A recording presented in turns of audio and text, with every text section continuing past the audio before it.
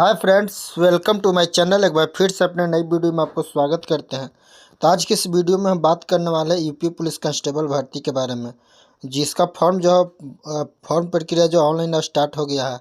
ये जो आपको 27 दिसंबर 2023 से अब इसका भर्ती का ऑनलाइन प्रक्रिया शुरू हो गया और इसका लास्ट डेट जो है आपको 16 जनवरी 2024 तक चलेगा। इस वीडियो में आपको संपूर्ण जानकारी मिलेगा। आपको फ़ोटो अपलोड से करने का, सिग्नेचर अपलोड करने का, डॉक्यूमेंट्स अपलोड करने का संपूर्ण हम लाइव प्रोसेस आपको फॉर्म भर कर दिखाएंगे। तो चलिए वीडियो को स्टार्ट करते हैं। तो सबसे पहले आपको क्रोम ब्राउज़र या कोई एक ब्राउज़र खोल कर गूगल पे लिख लेना है, यूपी पुलिस कांस्टेबल लिख लेना है।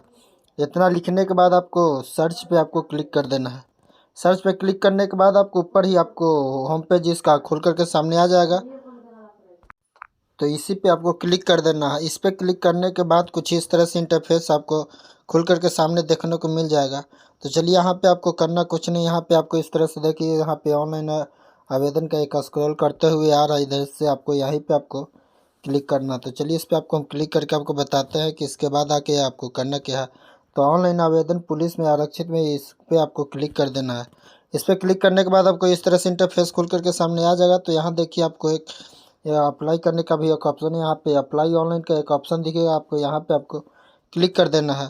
अप्लाई ऑनलाइन पे क्लिक करने के बाद फिर आपको इस तरह से इंटरफेस खुल करके सामने आ जाएगा। तो चलिए देखिए, यहाँ पे आपको इस तरह का फॉर्म भरने का जो फॉर्म खुल करके सामने आ जाएगा। तो इसमें आपको आवेदक का पहला नाम यानी आवेदक का फर्स्ट नाम, आवेदक का लास्ट नेम, और इसमें आवेदक का पूरा नाम लिखना है। इसमें लिखने के बाद फिर आपको यहाँ जन्म तिथि फिल कर देना है। जन्म तिथि डालने के बाद आपको फादर नेम डाल देना है, मदर नेम डाल देना। आपका जेंडर सेलेक्ट कर लेना। आप देख लीजिए किसके लिए फॉर्म को अप्लाई कर रहे हैं।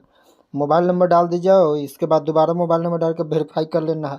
आधार नंबर आप डाल दीजिए और ईमेल आईडी और डाल कर भी वेरीफाई कर लेना। इसके बाद अब नेशनलिटी पूछ रहा है, तो आप का नेशनलिटी में आपको सेलेक्ट इंडिया कर लेना है। इसके बाद आपसे पूछा क्या आप उत्तर प्रदेश के निवासी हैं। अगर उत्तर प्रदेश के निवासी, यूपी के निवासी हैं तो इसको यस करेंगे और नहीं है अगर अदर स्टेट से आप फॉर्म को भर रहे हैं तो इसको नो करेंगे। तो चलिए, आपको अगर यूपी के लिए अगर यस करके आपको बताते हैं। अगर यूपी के निवासी यस हैं तो आपको SC ST के लिए आपको यहाँ जाति, SC ST EWS जो भी आपका सर्टिफिकेट आपको यहाँ जाति का अपलोड करना है। तो इसके लिए आपको यहाँ यस करना है। यस करने के बाद आपका इसमें सारा डिटेल्स आपका जाति वगैरह के अनुसार आपको इसमें सारा डिटेल्स आप देख लीजिए।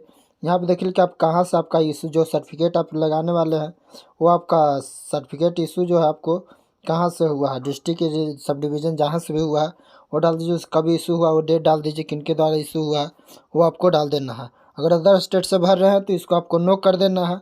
इसके बाद आपसे पूछा था अधिवास राज्य आप यानी कि आप कौन सा राज्य से फिर बिलोंग करते हैं। जो भी आपका स्टेट होगा आप अपना स्टेट इसमें सेलेक्ट कर लीजिए। चलिए, हम बिहार से भरे तो बिहार स्टेट कर लेते हैं। इसमें आपको अदर स्टेट से आप भरिएगा तो आपका जनरल कैटेगरी में ही फॉर्म फिलअप होगा। तो चलिए, आपको यहाँ जनरल आपको सेलेक्ट करना लेना है। इतना सेलेक्ट करने के बाद आपको यहाँ क्वालिफिकेशन पूछा जा रहा है, हाई स्कूल का पूछा जा रहा है, अभी बोर्ड नेम पूछा जा रहा है, आपका उत्तीर्ण कौन सा महीना कौन सा साल में आपका सर्टिफिकेट इशू हुआ है, आपका रिजल्ट इशू है, आपका पास है, पेयरिंग है, फेल्ड है क्या है। आपको पास वाला के लिए ही आप तो पास यहाँ सेलेक्ट कर देना है। इसके बाद आपका सर्टिफिकेट का रोल नंबर आपको डाल देना है। इसके बाद आपको सर्टिफिकेट आपका जो सीरियल नंबर है मार्कशीट का वो आपको डाल देना है। इस तरह से आपको इंटर वाला फिल कर लेना है। इंटर वाला फिल करने के बाद आपको पूछा जा रहा है कि आपने DOE लिए या फिर NET कंप्यूटर में 0 लेवल प्राप्त किया है। तो अगर किया है तो यस कीजिए, नहीं तो इसको नो कर देना है। इसके बाद आपसे पूछा जा रहा है कि आप प्रादेशिक सेना भर्ती में काम किए हैं। अगर 2 साल के लिए आपको काम किए हैं तो इसको यस कीजिए, नहीं तो आपको यहाँ नो कर देना। नो करते हुए आगे बढ़ जाए। तीसरा नंबर में आपको पूछा कि आपने राष्ट्रीय कैडेट यानी NCC के लिए पूछा जा रहा है। इसमें अगर आपके पास NCC है तो यस कीजिए, नहीं तो इसको नो कर देना है। नो करने के बाद आपको यहाँ 25 नंबर में आपको पत्राचार का पता पूछा जा रहा है।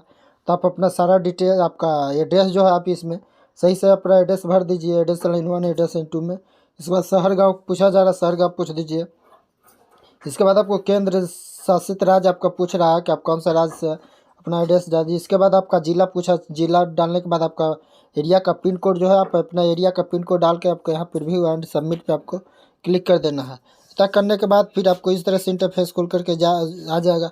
जो भी आपने डॉक्यूमेंट्स भरा हुआ आपको सारा डिटेल्स आपको यहाँ पे आ जाएगा। तो अपना सारा डिटेल्स यहाँ से आपको सब बारी बारी से मिला लेना है। एक बात आपको ध्यान देना है, फाइनल सबमिट करने से पहले आपको सारा डिटेल्स मिला लीजिए।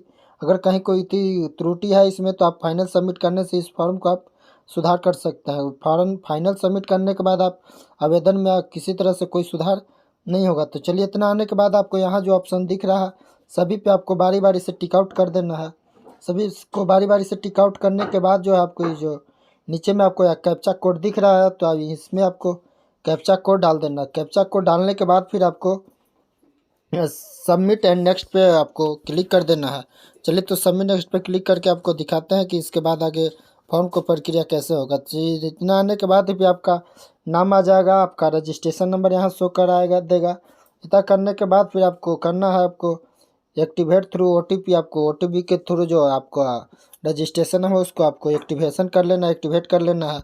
तो चलिए, इतना करने के बाद फिर आपको यहाँ एक्टिवेट थ्रू OTP जो आपको दिख रहा है आपको एक्टिवेट थ्रू OTP पे आपको क्लिक कर देना है।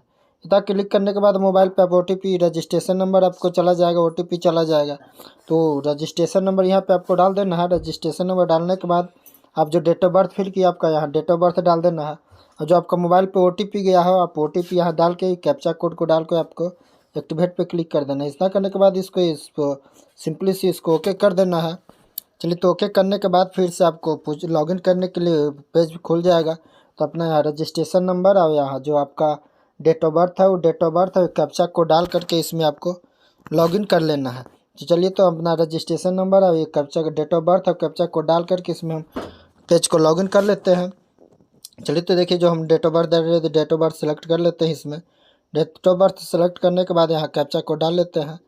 चलिए, तो देखिए एक बार अगर आप मेरे चैनल पे नए हैं तो चैनल को सब्सक्राइब अभी तक नहीं किया है चैनल को सब्सक्राइब कर दीजिए। चलिए, तो लॉगिन करते हैं। यहाँ लॉगिन करने के बाद आपको इस तरह से पेमेंट करने के लिए आपको पेमेंट वाला पेज पे आ जाएगा। तो इसमें सारा कैटेगरी के लिए सबके लिए जो है फ़ी बराबर है, सबका फ़ी जो है 400 रुपये। इसके बाद आपको पे नाउ पे आपको क्लिक कर देना है।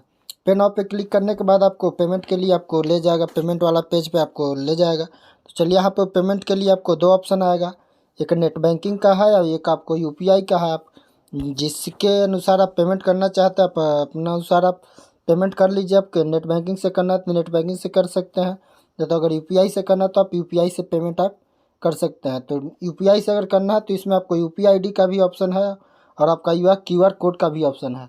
इसमें आपको दोनों ऑप्शन है, जिससे आपको पेमेंट करने का सुविधा है आप उससे आप पेमेंट कर सकते हैं। तो चलिए, अगर हम QR कोड के जरिए हम पेमेंट करके आपको फॉर्म को आगे बढ़ाते हैं। तो इसमें आपको कितना पेमेंट कटा वो आपका रहेगा, आपका सारा डिटेल्स इसमें रहेगा। तो चलिए, हम इसमें आगे पेमेंट करके आपको दिखाते हैं आगे। चलिए, तो यहाँ से आपको पेमेंट कर लेना है। यहाँ देखिए QR कोड आ गया है तो इसमें आपको पेमेंट कर लेना है। पेमेंट करने के बाद आपको फिर फ़ोटो सिग्नेचर के लिए अपलोड करने के लिए पूछा जाएगा। तो आपको यहाँ फ़ोटो का जो बैकग्राउंड है वो आपको वाइट बैकग्राउंड हल्का ग्रे कलर में होना चाहिए। आपको सिग्नेचर जो आपको यहाँ करना है कि सादा कागज़ पे आपको ब्लैक पेन से आपको सिग्नेचर यहाँ कर लेना है। सिग्नेचर के साइज़ के बारे में आपको बताते हैं कि आपको 10 से 20 KB के बीच में लेना है। फ़ोटो का साइज़ जो है आपको यहाँ 20 से 50 KB में लेना है। इसमें आपको हाई स्कूल का सर्टिफिकेट आपको लोड करना है, जो JPG फाइल में PDF फाइल में कुछ भी आप दे सकते हैं। इसमें आपको 20 साइज इसका है तो 20 से 100 KB के भी होना चाहिए। इसी तरह से आपको इंटर का भी सर्टिफिकेट आपको अपलोड यहाँ कर देना है। तो इसका आपको एक बात आपको ध्यान है, ये जो आपको है डिजी लॉकर के माध्यम से आपको अपलोड करना है। अगर डिजी लॉकर का आपको लिंक आपको अवेलेबल नहीं होता है तो आप स्कैन करके उसको आपको अपलोड कर सकते हैं। इतना अपलोड करने के बाद फिर आपको एक बार बताते हैं फिर से, अब फाइनल सबमिट करने से पहले अगर आपको किसी तरह से गलती है फॉर्म में तो आप फॉर्म को आप सुधार सकते हैं। फाइनल सबमिट करने के बाद फिर आप फॉर्म में कोई सुधार नहीं कर सकते। चलिए, तो फ़ोटो सिग्नेचर अपलोड कर लेते हैं। फ़ोटो सिग्नेचर अपलोड करने के बाद फिर आपको यहाँ जो थी फाइनल सबमिट पे क्लिक कर देना है। यहाँ पे क्लिक करने के बाद आपका नाम है, आपका रजिस्ट्रेशन नंबर यहाँ आ जाएगा। इतना आने के बाद फिर आपको यहाँ आवेदन को प्रिंट करने के लिए आपको यहाँ प्रिंट एप्लीकेशन का जो ऑप्शन दिख रहा है आपको प्रिंट एप्लीकेशन पे आपको क्लिक कर देना है। प्रिंट एप्लीकेशन पे क्लिक करने के बाद आपको इस तरह से आपका एप्लीकेशन जो है आपको खुल करके सामने आ जाएगा। चलिए, तो इसको आपको प्रिंट करने के लिए बता देते हैं। तो इसको आपको प्रिंट 2 कॉपी आप प्रिंट करके 2 को 3 कॉपी प्रिंट करके अपने पास रख लीजिए। आपको जब भी आपको वेरिफिकेशन में आपको इसका ज़रूरत पड़ेगा। तो आई होप ये वीडियो आपको पसंद आया होगा। तो वीडियो को लाइक कर दे, अपने दोस्तों के साथ शेयर कर दे और चैनल को सब्सक्राइब नहीं किए तो चैनल को सब्सक्राइब करके हमारे चैनल के साथ जुड़ जाइए। तब के जय हिंद,